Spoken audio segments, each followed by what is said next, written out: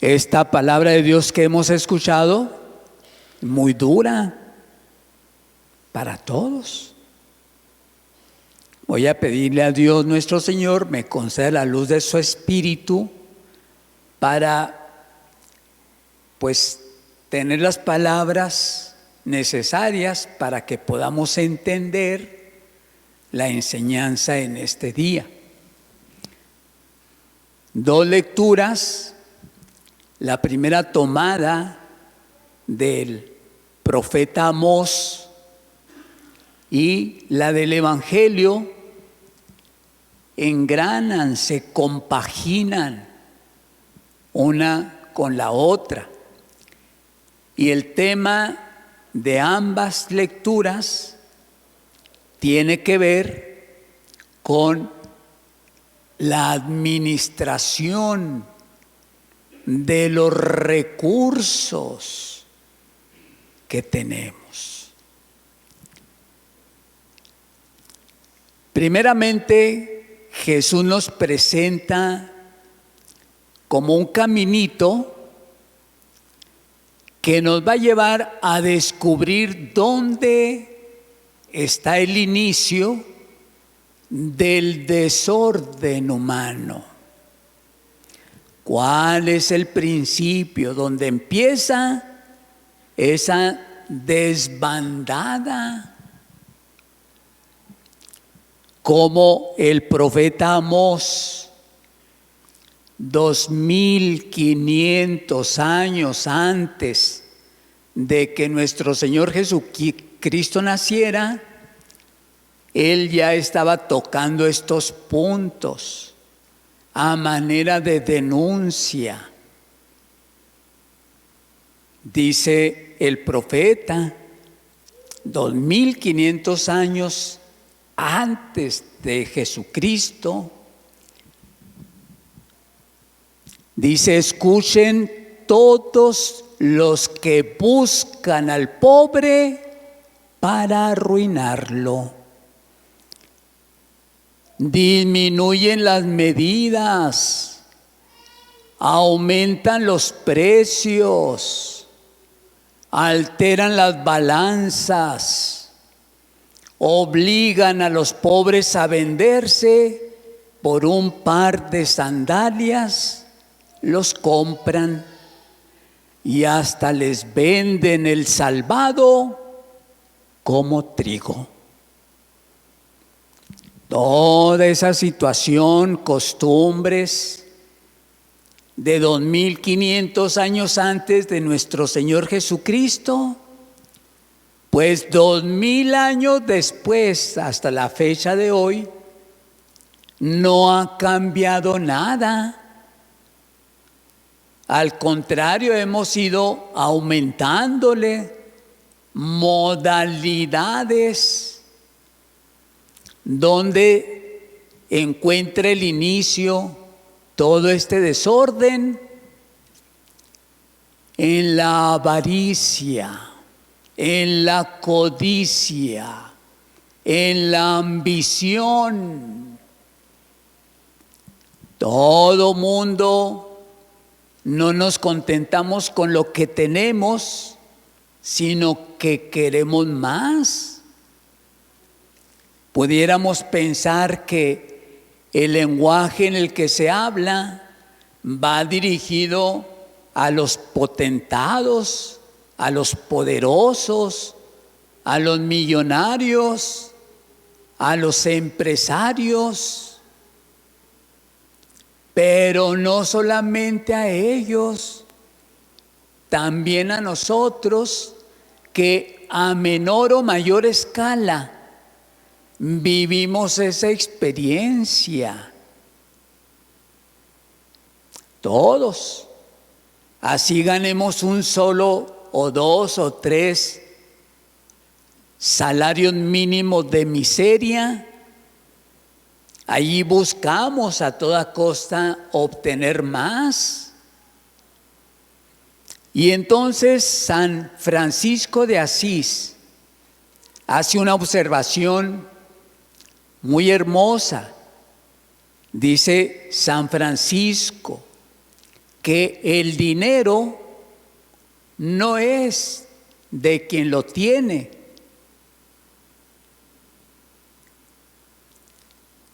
En latín sería melium scondictio possidentis. Melium scondictio possidentis. La cosa es de quien la tiene. Pero el dinero no es de los que lo poseen. Dice San Francisco, el dinero es de todos. De todos. El que ha acaparado no es suyo, es de los demás.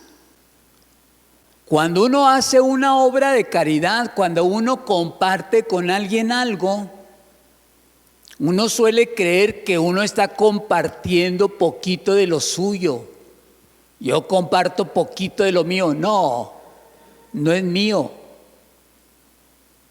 Es de todos. Y no estoy compartiendo.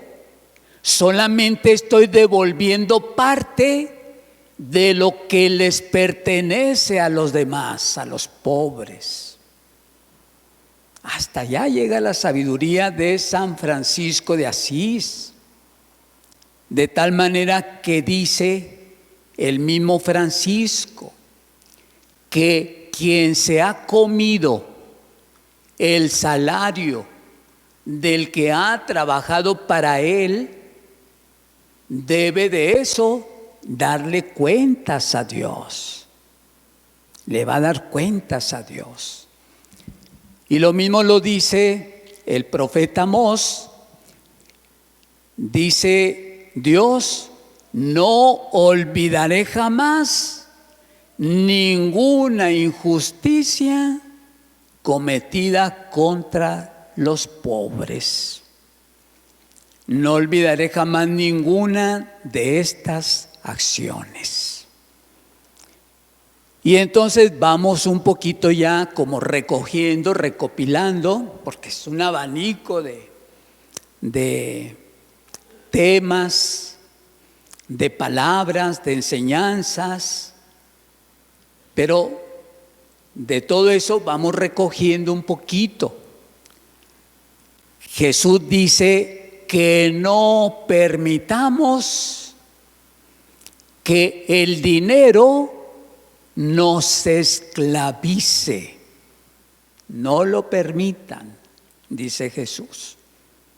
Ni el dinero, ni los placeres, ni el poder, ni la carne, ni nada de este mundo dejemos que nos posea.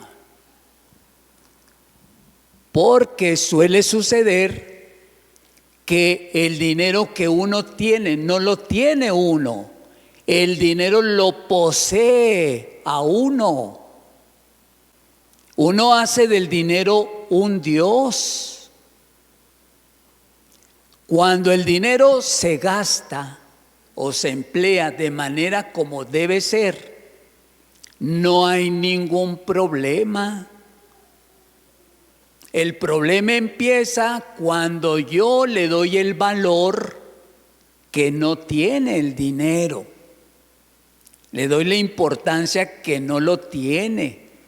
Y entonces yo me someto al reinado del dinero. El dinero en sí mismo no tiene ningún valor, ninguno. Nosotros somos quienes le vamos dando el valor. Y el valor justo es emplearlo como se debe. Pero cuando yo lo malverso, cuando yo lo empleo, lo utilizo de manera equivocada, errónea, es ahí donde empieza el calvario del ser humano. Y hacia allá nos quiere llevar nuestro Señor Jesucristo. Hay cosas tan atroces por motivo del dinero. Decía cuál es el núcleo, cuál es el principio, el primer eslabón de esa larga cadena interminable de problemas: la ambición. Querer dinero, querer poder, querer tener, querer ser. Y en esas palabras, fíjense todo el desvío, toda la incertidumbre de caminos que hemos tomado. Nadie se hace rico legalmente, honestamente. Toda riqueza está fundada en el sudor de los pobres. Toda riqueza depende de injusticias. Toda. Por eso el que tiene debe compartir, pero no comparte de lo suyo. Devuelve de lo que le pertenece a los demás. Esto es en parte del dinero, pero la administración a la que Jesús nos invita, que tomemos conciencia, no es solamente el dinero. Hay muchos otros valores fundamentales en nuestra vida humana. Cultivar la dignidad, cultivar el honor, cultivar la verdad, cultivar la salud, cultivar la honradez, úchala, cuántas cosas. Pero cuando uno pierde de vista y se enfoca solamente al dinero, nos llevamos entre las patas al mundo entero. Hubo por allá en Colombia un narcotraficante muy sonado, muy conocido, el más grande y terror de todos los narcotraficantes. Yo creo que entre él y el Chapo por ahí se daban. Pero de aquel dicen que tenía barriles y barriles repletos de billetes de dólares. Barriles y barriles repletos. ¿En qué comida? ¿En qué vestuario? ¿En qué paseo? ¿En qué gran vida pudiera gastarse todo eso? No hay. No lo hay.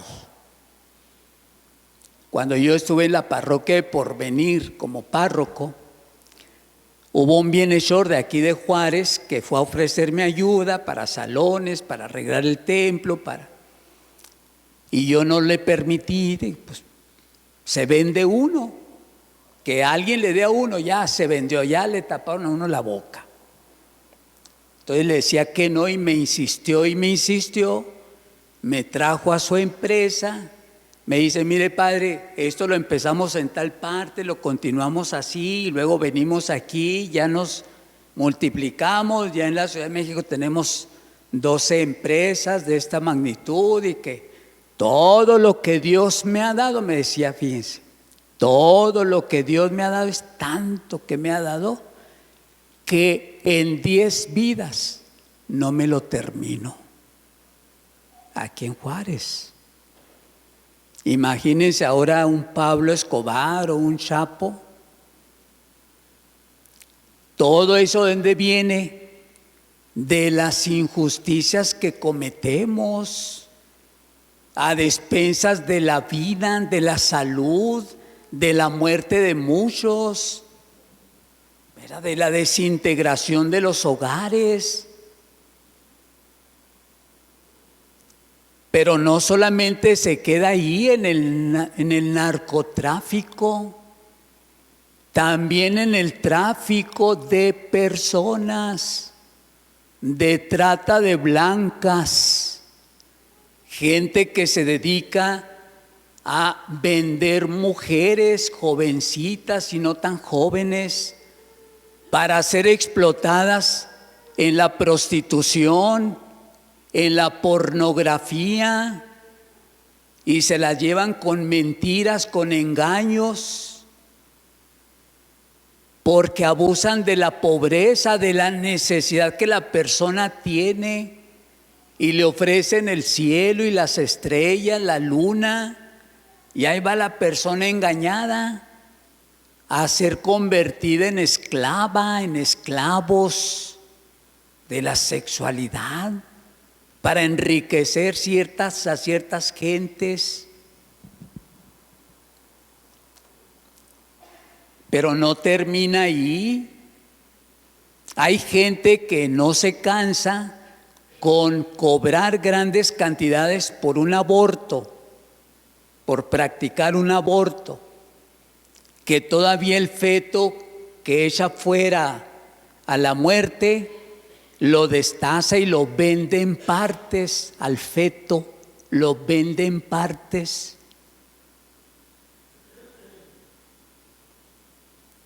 Pero eso no se queda ahí.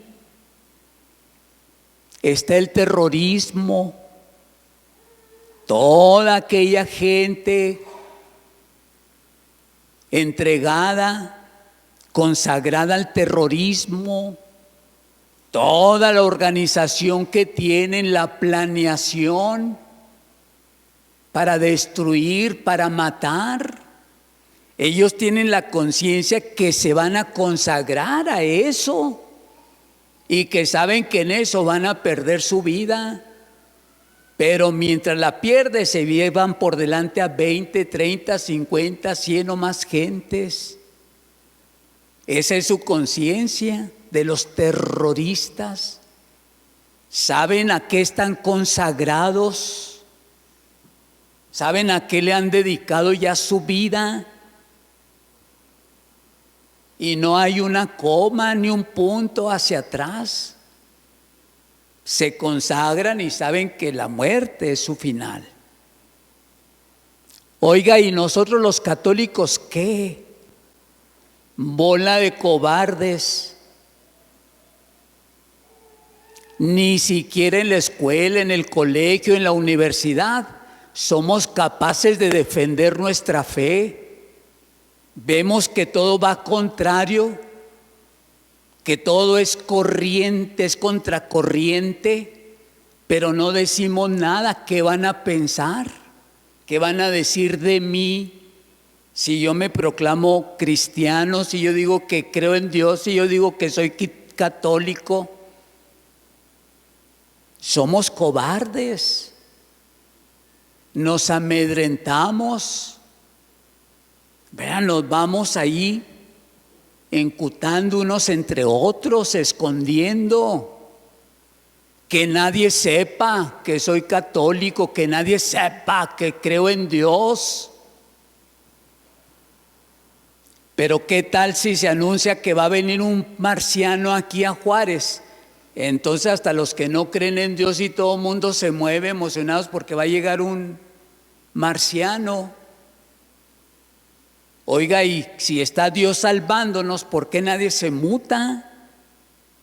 ¿Por qué si un terrorista se consagra a matar, aunque lo maten? ¿Por qué un cristiano nos avergonzamos de tener, no de matarnos, sino simplemente de anunciar la grandeza de nuestra fe por la que Jesús murió en la cruz, por la que siendo inocente derramó su sangre por ti y por mí? No por gusto, no por placer, para salvarte a ti, para salvarme a mí.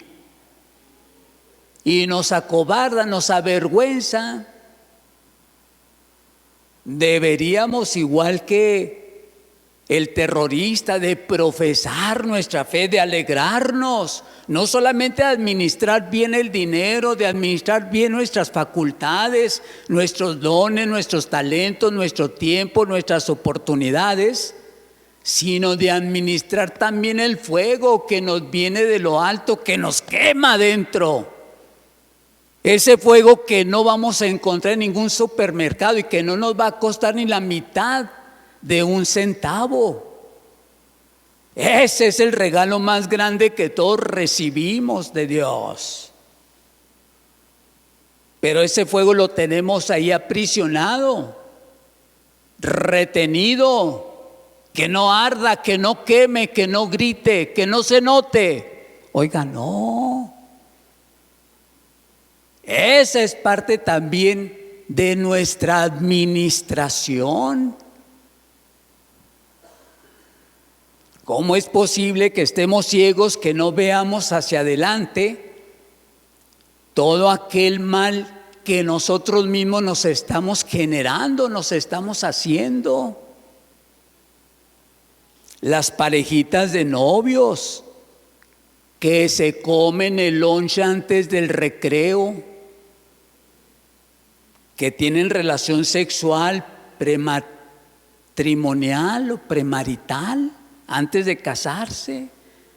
Ay, es que todo el mundo lo hace, ustedes son muy anticuados y ustedes son muy aburridos. Espéreme. ¿Qué dice Jesús? El que es fiel en lo poco va a ser fiel en lo mucho. Quien es infiel en lo poco, también en lo mucho va a ser infiel. ¿Qué es lo poco? El mundo. Lo que se acaba, lo que tiene fin, lo que no perdura, eso es lo poco. ¿Qué es lo mucho? La eternidad, el cielo, la vida eterna. Y entonces, si usted se mete con su pareja, primer signo, falta de respeto. El mayor signo del amor es el respeto. Si su pareja no le respeta, ahí no hay amor, llámele como quiera, eso no es amor. Y tener relación antes del matrimonio, ese es el estigma. En una cosa menor como es el noviazgo, la infidelidad en el noviazgo, que le va a llevar al matrimonio las cosas grandes, lo mucho. Si no fue fiel en lo poco, tampoco espere ser fiel en lo mucho. Esa acción es la garantía de su fracaso conyugal. No es cualquier cosa. Si usted hace las cosas sin pensar porque todo el mundo lo hace, espérese porque está labrando, está sembrando las lágrimas de su futuro, el sufrimiento, la soledad, el desprecio, el desplante, el abandono, la decepción, el fracaso de una acción que todo mundo hace. ¿Se fijan cómo no sabemos administrarnos el tiempo, nuestras virtudes, nuestros dones? Dice Jesús, le echamos las perlas más valiosas a los marranos. Oiga, su dignidad, su libertad, su honestidad, su virginidad, su pureza, su estatus de fe, ¿dónde queda? Los principios de sus padres, sus enseñanzas, la confianza que sus padres, sus amigos, sus hermanos le depositan, ¿dónde los deja? Si no sabemos administrar lo poco, tampoco sabremos administrar lo mucho. Un hombre, un joven que se pasa hablando mal de la mujer, diciendo pestes, el día que se case no va a saber valorar a la mujer que tenga junto a él en la cama. No. La mujer que solamente busca un momento, una oportunidad para irse a reventarla con su novio, con sus amigos, el día que se case, esa persona no va a saber cómo ayudar a su pareja a que responda, a que se haga responsable, a que cumpla, a que se haga hombre en la responsabilidad del hogar. Claro que no, todo fue pura fiesta, pura rumba. Son administraciones de nuestra vida. Se fijan, no es nada más el dinero, es todo el conjunto de nuestro ser, humano y espiritual. Todo nuestro tiempo, nuestras oportunidades, todo. Quien es fiel en lo poco, también será fiel en lo mucho. El que no es fiel en lo poco, no espere serlo en lo mucho. No espere. El día que usted se case, no empieza ahí su preparación para el matrimonio. Su preparación debió haber empezado desde el momento en que usted pensó la posibilidad de poderse casar. No el día que esté frente al altar o frente al juez. Oiga, mi vida sacerdotal no empezó el día en que el obispo me impuso las manos sobre la cabeza y me ungió las manos. Ese día me dio la facultad, pero desde el primer día en que yo pensé entrar al seminario, yo ya tenía clara la idea que si Dios me llamaba a esto, yo ya sabía, iba a ir como confeccionando qué tipo de sacerdote yo quería ser. Pero empezó allá desde el momento en la posibilidad de poder entrar al seminario. Cuando Dios me concentra al seminario a picar piedra, a ir esmerándose uno en la idea que uno tiene de sacerdote, qué tipo de sacerdote uno quiere ser, para que en el momento en que le imponen las manos y le dan la facultad de ser y de vivir como sacerdote, uno ya sepa qué hacer y cómo hacerlo. Lo mismo en el matrimonio, lo mismo. Si una mujer cree que cuando se case iba a empezar a guisar huevos, no, aprenda desde mocosa a freír huevos, a guisar frijoles, apréndalo desde allá. No espere a estar casada. Esa es parte de nuestra administración. Que Dios nuestro Dios nos conceda a todos luz, gracia, ciencia y sabiduría, para que esta su palabra verdaderamente nos ilumine por dentro y nos haga arder de amor a Dios, para que no nos avergoncemos, para que no nos achicopalemos, ¿verdad? Decir que creemos en Dios, que somos católicos. Eso es para la gloria de Dios y nuestra salvación. Que así sea. Creo en un solo Dios,